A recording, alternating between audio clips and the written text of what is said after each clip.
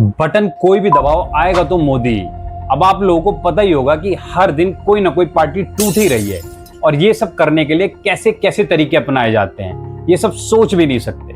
सबसे पहले बात करते हैं टीएमसी की।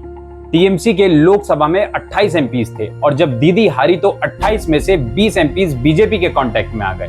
अब पार्टी तोड़ने का बहुत ही यूनिक तरीका निकाला गया। इन लोगों ने एक ऐसी पार्टी ज्वाइन करी जो कोई जानता नहीं था। पार्टी का नाम एनसीपीआई। ये समझ लीजिए ये सिर्फ नाम की ही पार्टी है। ऐसा इसलिए बोल रहा हूं क्योंकि इस पार्टी ने अपना पहला इलेक्शन 2023 में त्रिपुरा में लड़ा था, वो भी सिर्फ 2 सीटों पर, और उस पे भी जमानत जब्त करवा ली थी और टोटल वोट इस पार्टी को 822 मिले थे। अब टीएमसी के नेताओं को इस पार्टी में शामिल होने से पहले एक काम और करना था। एनसीपीआई के फाउंडर को प्रेसिडेंट की पोस्ट से हटाकर अपने लोगों में से किसी को प्रेसिडेंट बनाना था।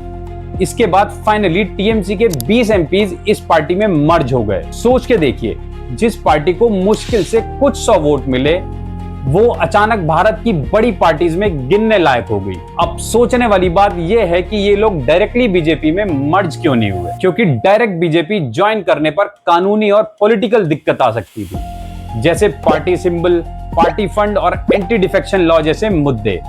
इसलिए पहले एमपीज को एक दूसरी पार्टी में मर्ज कराया गया और फिर धीरे धीरे पूरा रास्ता साफ किया गया। मतलब समझ लीजिए कि अनऑफिशियली पूरी स्ट्रेटेजी तैयार की जा चुकी थी और राज्यसभा में भी एक एक करके सारे एमपी रिजाइन कर रहे हैं। मतलब समझ लीजिए कि अनऑफिशियली टीएमसी को बीजेपी में कन्वर्ट कर लिया गया है। और अभी कहानी यहीं खत्म नहीं होती। महाराष्ट्र में भी एक और पार्टी टूटने की आवाज आ रही है। उद्धव ठाकरे, जिनकी पार्टी बीजेपी पहले ही तोड़ चुकी है, उनका नाम फिर से चर्चा में है। ऐसा लगता है जैसे लोकतंत्र में हम लोगों को शायद सिर्फ वोट देने का अधिकार होता है, उसके बाद नेता अपने हिसाब से पॉलिटिकल इक्वेशन सेट कर लेते हैं। हमारा काम बस 5 साल में एक बार किसी रैंडम बटन को दबाना है, उसके बाद ये नेता लोग अपने हिसाब से सब कुछ सॉर्ट कर लेंगे। आप और मैं सिर्फ तमाशा देखने लायक बचे हैं।